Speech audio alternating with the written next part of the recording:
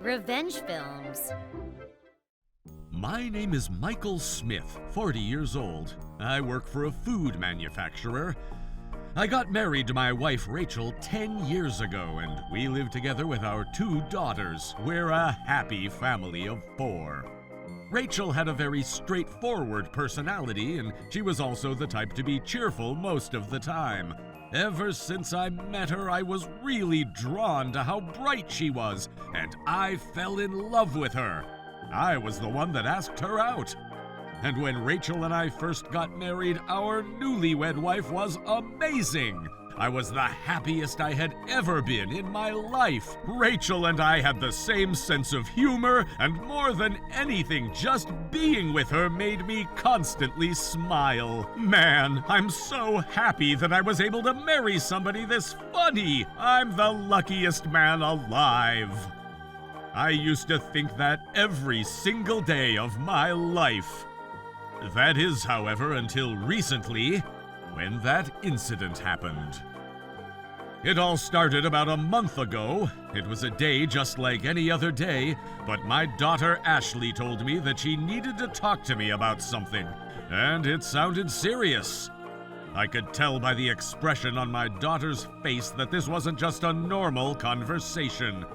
I had no idea what it could be about, but I sat down and listened.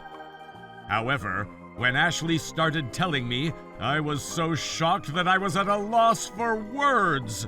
According to Ashley, she told me that lately Rachel has been sneaking out of the house in the middle of the night and disappearing somewhere.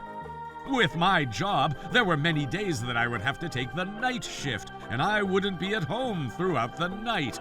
At home, Rachel was in charge of taking care of the kids, and the routine was that after putting the kids to sleep, she would send me a good night text. Usually around 10 or 11 o'clock at night, I would get this message, and I assumed that it meant Rachel was going to sleep. She was always home when I got back from my shift, so naturally I thought she was sleeping soundly during that time. But according to Ashley, that wasn't the case at all. Ashley said that around midnight her mom would sneak out of the house, and then she wouldn't get home till about 3 o'clock in the morning. What on earth could she possibly be doing, sneaking out of the house for 3 hours at that time of night? At that moment, the worst thought came across my mind. That's right, my wife might be cheating on me. Because if there wasn't anything suspicious about it, surely she would at least send me a message before heading out anywhere. And yet, instead of doing that, she would lie to me and say goodnight like she was going to sleep. That in itself was already suspicious. Anyway, I didn't want to seem too worried in front of Ashley, so I told her that I would talk to her mom about it, and I wrapped up the conversation there. But after that, I felt my mind going in circles for days on end. If she was really having an affair, then the only option here was to get a divorce. But to be honest, there was a part of me that strongly felt like I didn't want to lose my current life. Because of that, I wasn't able to bring myself to confront Rachel about it. However, as I was going back and forth and unable to make up my mind, the situation at home was about to take a sudden turn for the worst. That happened one day when I finished up at work and I got home. I walked into voices yelling in the living room. Ashley was facing her mom. Where on earth are you going in the middle of the night behind our back? You're betraying our family and you're having an affair, aren't you? Her face was red and she was fuming as she confronted Rachel herself. When I saw that, I wasn't even able to come up with any words. But standing next to her was her little sister, who was still in elementary school. And I knew that I couldn't let her listen to this conversation about her own mother. So first I decided to try and get Ashley to calm down.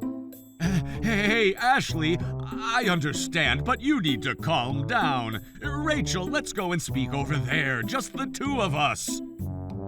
From there, I took a long time to have the conversation with Rachel. To start with the conclusion, it seemed like Rachel wasn't having an affair. I had her show me her cell phone, but even when I looked through her contacts, there weren't any suspicious phone numbers. And even in her messages, there didn't seem to be any shadow of an affair. Rachel herself denied it as well. But then, if she wasn't having an affair, then where on earth was she going in the middle of the night, keeping it a secret from me and the kids? When I asked her that, according to Rachel, she said that half of it was actually my fault. Rachel was working full-time during the day, but because of the change in my work schedule and having to work the night shift more often, I would be sleeping in during the day. Even on the weekends, I would be sleeping all day, and Rachel said that because she didn't want to wake me up or bother me while I was resting, it became hard for her to do the chores around the house, like cleaning and laundry. And because of that, she said that she was going to the laundromat in the middle of the night and doing the laundry all at once. And also, she said that she had a lot of stress buildup that while I was away on the night shift, she was left having to take care of everything around the house by herself. And in order to blow off steam, she was going out on late-night drives. I thought back to how I had been acting at home lately, and I regretted it. It was true that during the day I would be sleeping, and even when I was awake, I never tried to help out with the chores around the house. To be honest, because of the sudden change in my shifts, my lifestyle had become a complete mess. My sleep schedule was all over the place, and I felt way too strongly that when I was at home, I should at least be able to relax and rest.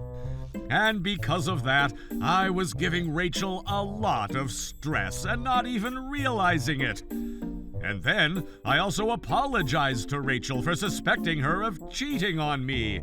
I explained the situation to the children like this as well, and with that, I felt like it was one case closed. I thought our lives would go back to normal.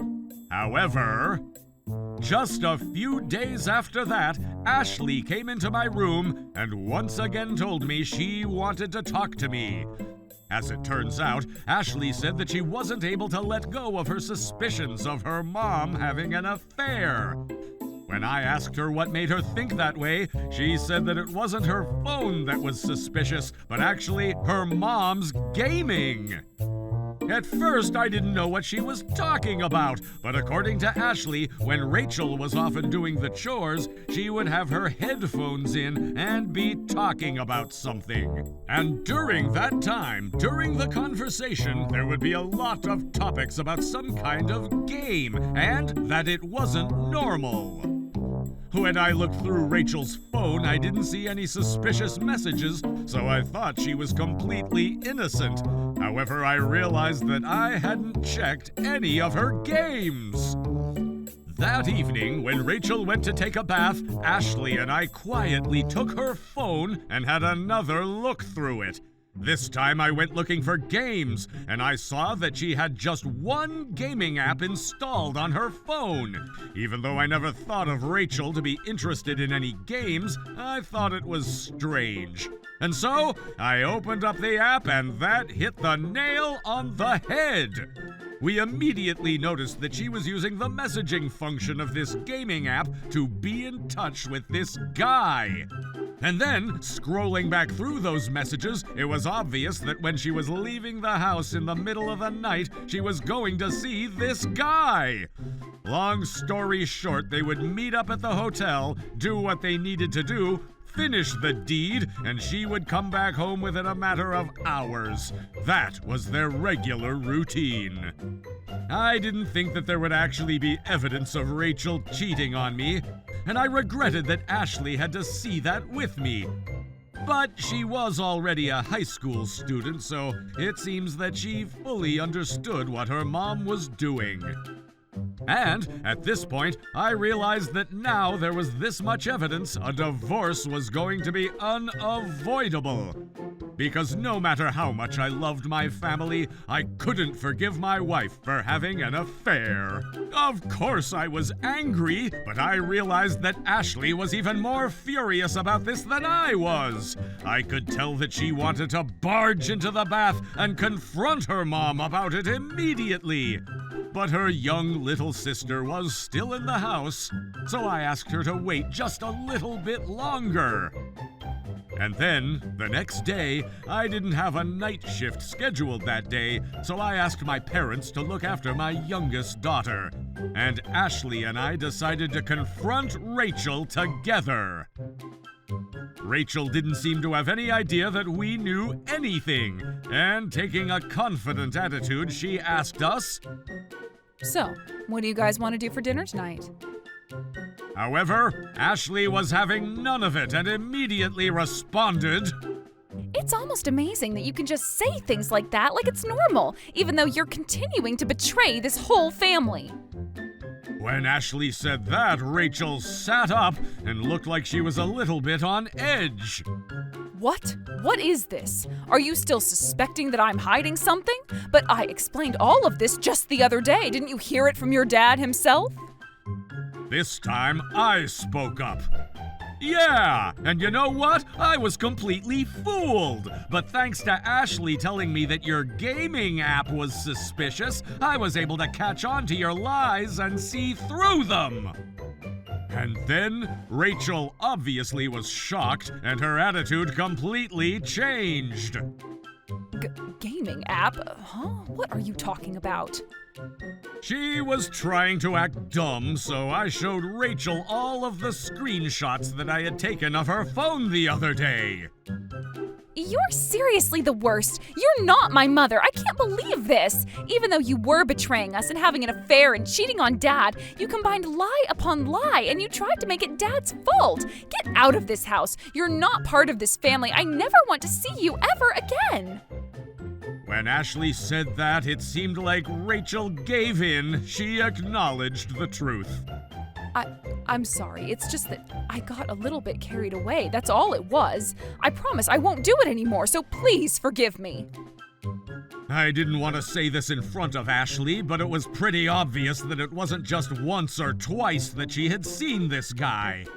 After betraying me that much, and on top of that lying to me even more and trying to make it my fault, she was trying to say that she just got a little carried away and wanted me to forgive her. To be straightforward, she was way too naive. Even if there was a 1 in a million chance that I would forgive her, seeing how angry Ashley was about this affair, she probably wouldn't forgive her for the rest of her life. Don't you think that's a little bit too easy for you to say? If Ashley hadn't noticed this gaming app, you probably would have continued cheating on me even to this day. To continue living with somebody like that any further isn't good for my daughters either. That's why we're definitely getting a divorce. When I said that, Rachel's shoulders fell. From there, the first thing that I did was to call Rachel's parents, and I told them everything that happened. I also declared that I would be getting a divorce from Rachel.